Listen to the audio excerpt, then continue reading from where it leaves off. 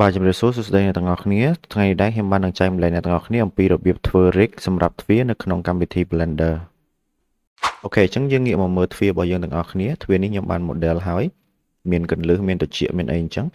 អញ្ចឹងមុននឹងយើងរៀប export ឬក៏យើងចង់ animate វាគឺយើងត្រូវ set up rig វាត្រឹមត្រូវសិនបើសិនជាមិន set up ទេយើងឃើញឯទ្វារហ្នឹងពេលខ្ញុំបិទបើកទៅគឺវា rotate អត់ត្រូវទេអញ្ចឹងខ្ញុំចង់ឲ្យពេលខ្ញុំចុច rotate ទៅគឺវា rotate បិទបើកដោយទ្វារយើងមែនតើណាអញ្ចឹងដើម្បីធ្វើអញ្ចឹងគឺយើងត្រូវតែដូរ origin របស់ទ្វារហ្នឹងមកដាក់កន្លែងត្រចៀកទ្វារអញ្ចឹងដើម្បីដូរវាគឺយើងត្រូវចុចកន្លែងត្រចៀកខាងដែលយើងបានជាប់ជាមួយនឹងស៊ុមនេះត្រចៀកទ្វារហ្នឹងណាចុចជាមួយស៊ុមទ្វារហ្នឹងអញ្ចឹងខ្ញុំនឹងមកខាងឆ្វេងហ្នឹងហើយខ្ញុំនឹង set up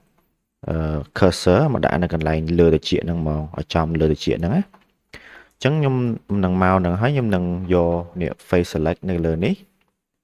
face select នៅលើនេះហើយខ្ញុំចុចលើត្រចៀកទ្វារហ្នឹងតែម្ដងខ្ញុំមាន face មួយនៅលើហ្នឹងសម្រាប់ model ខ្ញុំណាអញ្ចឹងខ្ញុំចុចលើហ្នឹងហើយខ្ញុំចុច key F3 ហើយខ្ញុំយកពាក្យថា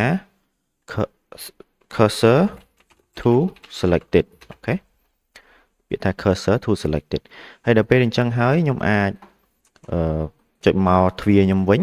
មកទ្វារខ្ញុំវិញ F3 ម្ដងទៀតហើយយកវាយពាក្យថា origin to 3D cursor អញ្ចឹងនៅពេលដែលខ្ញុំ rotate យើងឃើញនេះពេលខ្ញុំ rotate គឺទ្វារហ្នឹងបិទបើកដូចទ្វារពិតអញ្ចឹងណាអូខេយើងមានរបៀប rig មួយទៀតអានេះគឺជារបៀបដែលខ្ញុំប្រើនេះសម្រាប់ពេលយើងយក model របស់យើងទៅខាងក្រៅអញ្ចឹងខ្ញុំត្រូវប្រើ empty ដើម្បីនេះវាអញ្ចឹងខ្ញុំលែងប្រើ origin ហ្នឹងឯងខ្ញុំនឹងមកទៅជាទ្វាររបស់យើងម្ដងទៀតតែប៉ុន្តែនៅខាងនេះម្ដងហើយខ្ញុំមកកន្លែងនេះដូចមិញដែរកន្លែងទៅជាដូចមិញដែរខ្ញុំ select ខាងលើនោះដូចគ្នាហើយចុចថា F3 យក cursor to selected ដូចគ្នាអូខេប៉ុន្តែអ្វីដែលប្លែកគឺខ្ញុំនឹង add empty មួយដើម្បី control ទ្វារហ្នឹងណាអញ្ចឹងខ្ញុំចុច shift A ដើម្បី add ហើយខ្ញុំចុះមកខាងក្រោមយកពាក្យថា empty ហើយខ្ញុំ add មួយគឺ plain axis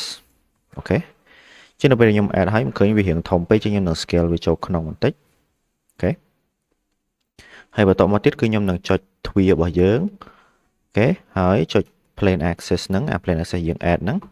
ចុចពាក្យថា control P ហើយយកពាក្យ object អូខេជាងឃើញវា set parent to object អញ្ចឹងបានន័យថាទ្វារហ្នឹងគឺវានឹងខ្លាចទៅជា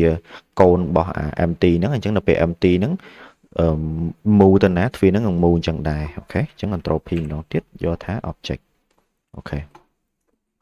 អញ្ចឹងយើងឃើញហើយខ្ញុំពេលខ្ញុំចុច empty ហ្នឹងទៅខ្ញុំអាច rotate ទ្វារខាងនេះដូចគ្នាឃើញទេអានេះគឺយើងខ្ញុំប្រើវាសម្រាប់ពេលយើងយកទៅដាក់កម្មវិធី game គឺខ្ញុំប្រើ empty តែបើសិនជាយើងត្រឹមតែ animate នៅក្នុងកម្មវិធី Blender យើងប្រើតែ origin នេះបានហើយ origin នេះធម្មតាបានហើយអូខេអញ្ចឹងវីដេអូរបស់យើងចប់ត្រឹមហ្នឹងអរគុណអ្នកនរគ្នាសម្រាប់ការទស្សនាជួបគ្នាលើកក្រោយ